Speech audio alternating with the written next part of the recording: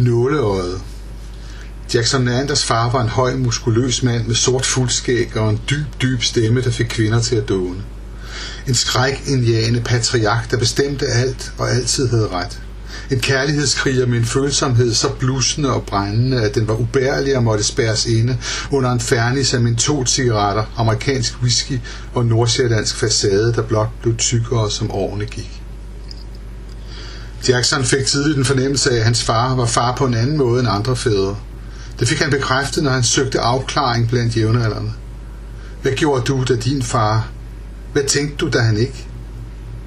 De sagde, at de ikke anede, hvad Jackson talte om, og han bildte sig ind, at det kun var ham, der havde et problem. Alle de andre voksede tilsyneladende op i trygge, solide kernefamilier og fik masseret det dybt ind i sjælen og hjernestammen, at de var unikke væsener, der kunne udrette præcis, hvad de ville. Det gjorde de i hvert fald.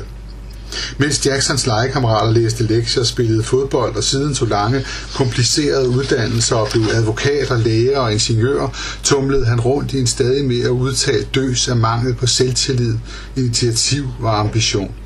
Han kunne ingenting. Han var også for fed, så ud af helvede til, og det hele var nogen andres skyld. Det var først og fremmest hans fars skyld. Hvis han bare havde haft en almindelig far som de andre, ville hans liv have været let og lyst. Nu måtte han oven i det hele trækkes med en genetisk disposition for umådeholden selvkritik, sortsind og selvmedlidenhed, misbrug, selvdestruktion og en tendens til at modarbejde sit formål som menneske. Uanset hvad Jackson fortalte sin far, han gerne ville være som voksen, fik han at vide, at det kunne man ikke leve af. Kun ganske få kommer gennem det berømte nåleøje, du ved. Alle andre ender som pædagoger på musikskoler for højdepunktet af den årlige forældrekoncert, som de til gengæld dirigerer med voldsom ildhu. Jackson ville være pianist. Han spillede ellers ganske godt, klassisk og jazz, gav engang solokoncert på musikskolen og siden på en café i gågaden i Birkerød, Beethoven-sonater og Chopin-nocturner. Ved samme lejlighed blev han interviewet af en journalist fra Danmarks Radio, og det hele blev sendt live, men kun hans mormor hørte det vist. Hun fik det hele med på transistoren ude på sin altan med udsigt 3 store bøgetræer med lysegrønne, spiselige blade. Måske hørte Jacksons far det også i bilen eller i huset i Allerød, som han flyttede til, da forældrene blev skilt.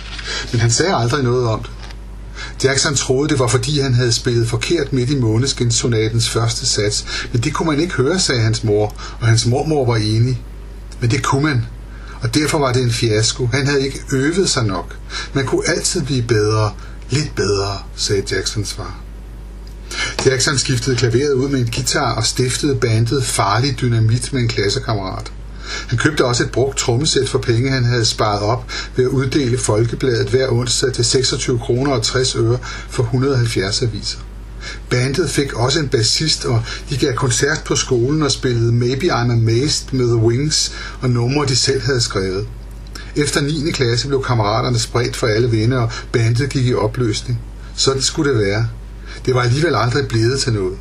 De var slet ikke dygtige nok til at trænge gennem nåleøjet. Jacksons far spillede klaver, harmonika og klarinet. Han kunne også synge. Hver nytårsaften, når de fik besøg af forældrenes ungdomsvenner Else og Erik, der nu boede i Jylland, sang han og Erik glunderne, mens konerne var i køkkenet og gjorde klar til fondue, og sønnerne havde travlt med at fremstille kanonslag.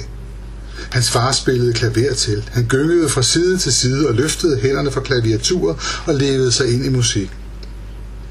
Han var helvedes musikalsk, ligesom hans far havde været det. Jacksons farfar spillede violin og gav engang koncert i Tivolis koncertsal, men det var ikke noget, man talte om, for det var ikke blevet til mere end den ene. Så måtte han tilbage til jobbet som sløjtlærer på en folkeskole. Nåleøjet, du ved. Jacksons far havde plader stående i reolen, som Jackson ikke vidste om, eller hvornår han hørte. The Beatles, Rolling Stones, Donovan, Bob Dylan, Creedence Clearwater Revival. Som barn hørte Jackson ham engang nynne en melodi. Han hørte den igen mange år senere og fandt ud af, at den hed Bad Moon Rising. Han forstod, at det var hans fars yndlingssang. Den handlede om verdens nært forestående undergang, og om at livet er skrøbeligt og kan smuldre væk, før man ved af det. Jacksons første musikalske erindring daterede sig tilbage til begyndelsen af 70'erne. Han kravlede rundt på stuegulvet med en legetøjsbil, mens smilende Susie drev ud af radioen i baggrunden. Han forelskede sig straks i den glade Susie, ligesom han havde forelsket sig i en pige med lyst hår i et stormagasins reklamekatalog, hans forældre havde hjembragt fra USA et par år tidligere.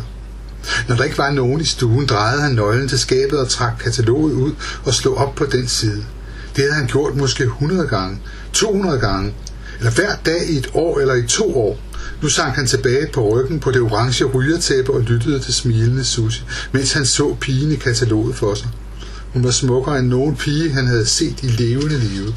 Han tænkte tit på, hvordan det ville være at kysse de smalle røde læber, og der gjorde en smerten gennem hans bryst, da han kom i tanker om, at det ville aldrig ske. Nåleøjet, du ved. Som voksen gik Jackson længere rodet på en drøm om at blive musiker, men han kunne hverken tage sig sammen til at øve eller skrive sange. Senere forestillede han sig, at han skulle være fotograf. Han lånte penge og købte både et spejlreflekskamera og et lille Leica lommekamera i høj kvalitet.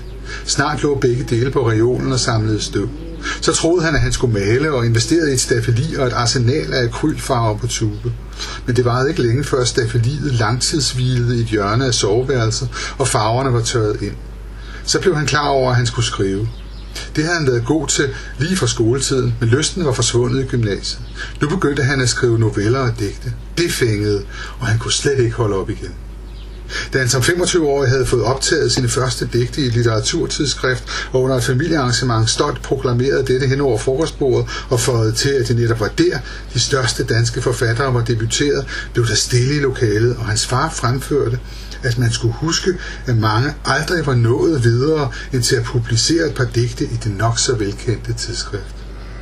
Godt 10 år senere gik han amok i begejstring, da Jackson ringede og fortalte, at han skulle udgive sin første roman.